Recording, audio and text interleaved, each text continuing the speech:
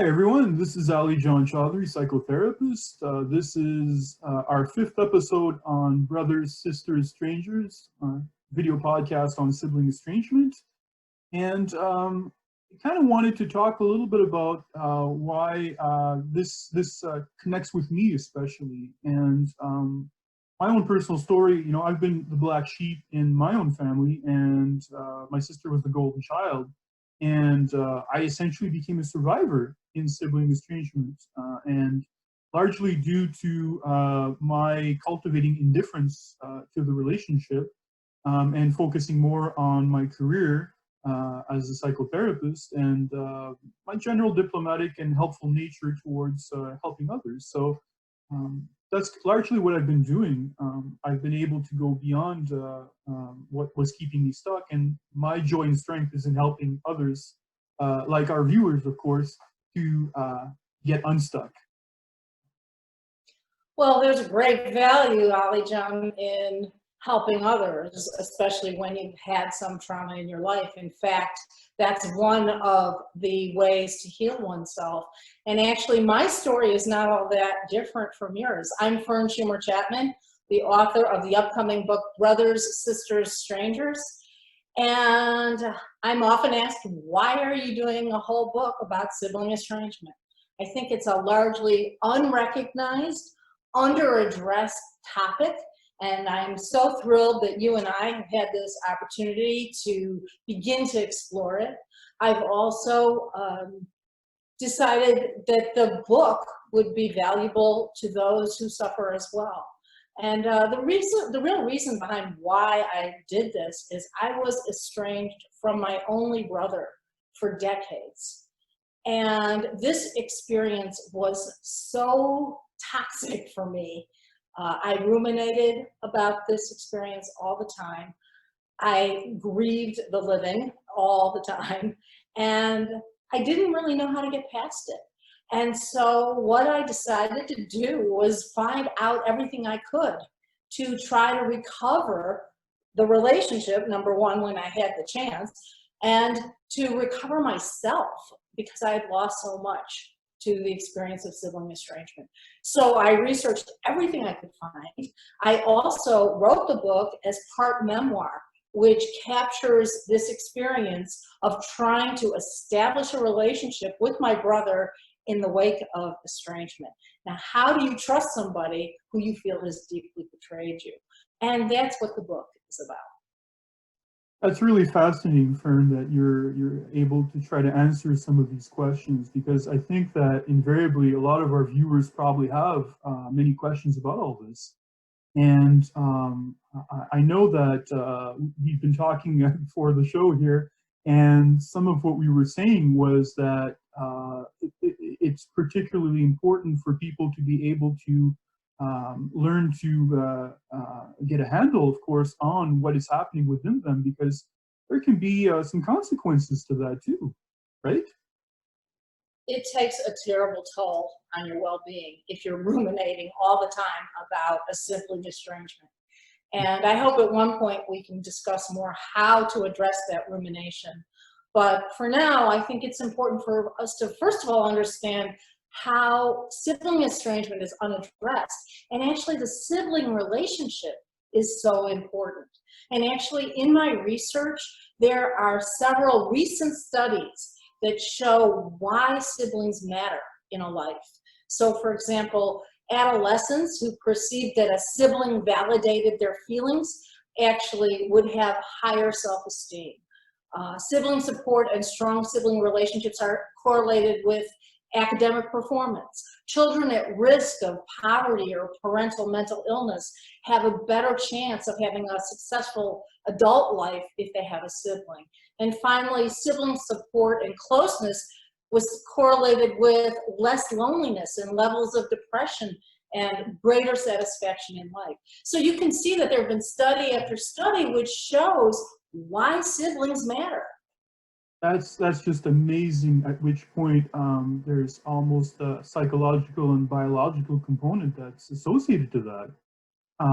Yeah, I mean, definitely from my own research also, I've seen that people that go through resilience when they have a positive role model in their own lives, that's enough for them to get through a tough situation. And sometimes that can be that sibling if they have that in their family. And if they don't, then of course the hope is that there's a positive model elsewhere, because again, for the reasons you stated there. And I think that's a good segue into some of what we were mentioning previously with regards to emotional deprivation, right? I think that that was something that we had talked about previously. And emotional deprivation, of course, it breeds deprivation of nurturing, we were saying, empathy, and deprivation of protection. And I kind of wanted to just look at that a little bit, just to mention what that was, just so people know, because the lingo we can sometimes get lost in, and I kind of wanted to define that a little bit more. So deprivation of nurturance, I think, is a lack of attention, affection, warmth, or companionship. So I really think that that's a sense that helps to foster belonging too, because oftentimes you hear about these military folks, you know, after their experiences, all these old vets that gathered, they had their stories together. They talk about that camaraderie that was built over time. And again, I mean, in extreme circumstances, there's like warmth, there's affection that goes on and still carries on. So that's very important to be able to recognize that as being a risk factor if you don't have that within your own family structure or your sibling relationship. Number two, I think is, yeah. I just wanted to interrupt for a second and say, I think that when parents put a priority on the sibling relationships, in other words, they promote those relationships and they say to their kids, these are the people who are going to shepherd you through life, that matters. And I know that with my children, because I had this horrific hole from my brother, I felt I really had to emphasize to them why their siblings mattered. And as a result, they have been able to sustain a close enough relationship to have that support as adults. That's great, because you learned from that, and that was important. So you gave that keystone to your children, thankfully.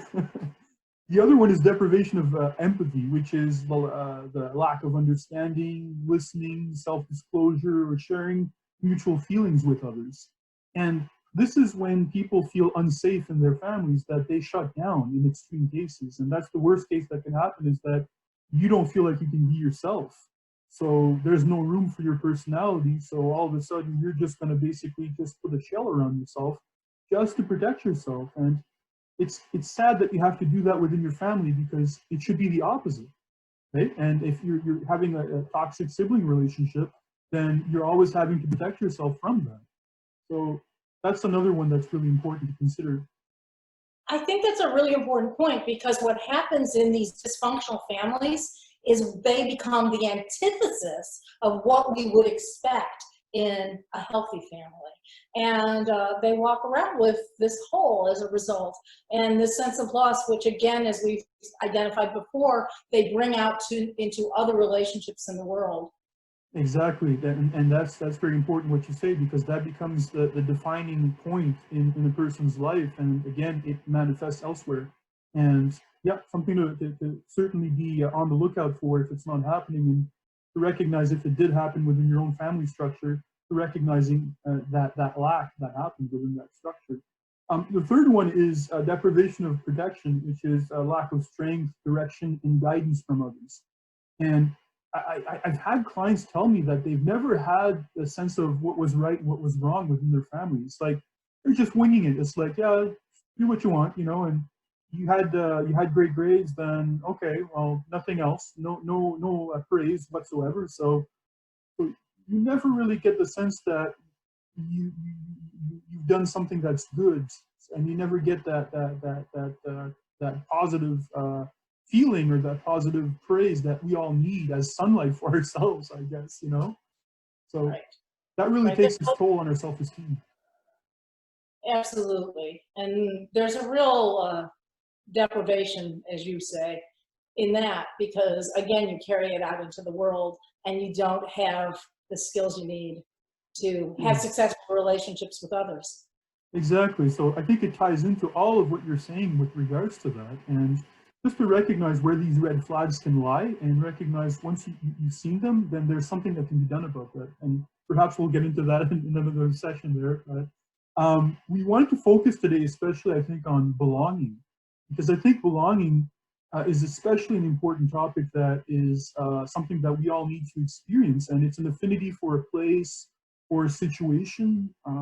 That's the definition of belonging, according to Google. So, what are your thoughts on that, Fern, about belonging? Well, actually, I would rely on the great psychologist Maslow, who identified the pyramid of needs. And just above the physical needs of eating and sleeping is belonging. So that tells you how crucial it is. We are social animals. We need connection. And never has it been more apparent than during COVID. So, you know, I think it's important for us to recognize how crucial belonging is, and certainly belonging in the family. I would agree. I think that that's really, really something that needs to be looked at. And I think that Maslow's pyramid, though it's on top, and it becomes like one of those basic needs that we have after our physical needs, I would argue that belonging needs to happen on all of those levels. You know, it's not just, oh, you get belonging after everything else is satisfied. No, I think belonging needs to be there all the time as the cement for all of this pyramid in that way. Right. So I mean, there have been interesting. So there have been interesting comparisons between horses and people, and I'm sure you're familiar with some of those studies. And horses organize themselves in a social society, and we are the same. I agree, and I think that if you can't have a sense of belonging within your own family structure, with your sibling relationship, then it becomes important to be able to get that elsewhere, either through friends, community, social media. Some people take care of animals, doing volunteer work for a higher cause that we care for. So there can be so many different ways that we can engender belonging within ourselves. And I think that it's important to recognize that we want to escape from that sense of alienation and loneliness that can happen if we don't have belonging. Well, and I want to conclude by saying, unfortunately, when I was estranged from my brother, I could not find a way to relieve that sense of loneliness. And I think we should discuss that at another time. But I think that it shows you how this particular experience, really a unique experience, estrangement, produces such despair. I agree, and I think that, as you say, you know, we're already close to the end here for today already. I think that loneliness and lack of family support is common with sibling estrangement, and I think that cultivating relationships around us is especially important to our mental, our physical, and our emotional well-being. So and lowering stress. Absolutely. So definitely, all of us being able to talk about this and putting this all together and putting words to this is a continued way for us to empower ourselves. So I'm really glad that we can do this. Thanks so much for the opportunity, Alijan. It's really wonderful to have these bi-weekly visits with you. I agree, Fern. I really like talking with you and bringing light to this subject that is especially close to our hearts and our viewers' hearts too. So, I guess next time when we see each other, we'll be able to talk a little bit more, maybe expand on various other subjects that can be associated to rumination, perhaps. I know that that's a theme that some of our viewers have expressed that they would like to have more information on. Well, I look forward to it. Okay. All right. Well, it's been nice talking with you, Fern. Thank you so much for being here. My pleasure. All right. Talk soon. Take care. Bye. Bye-bye.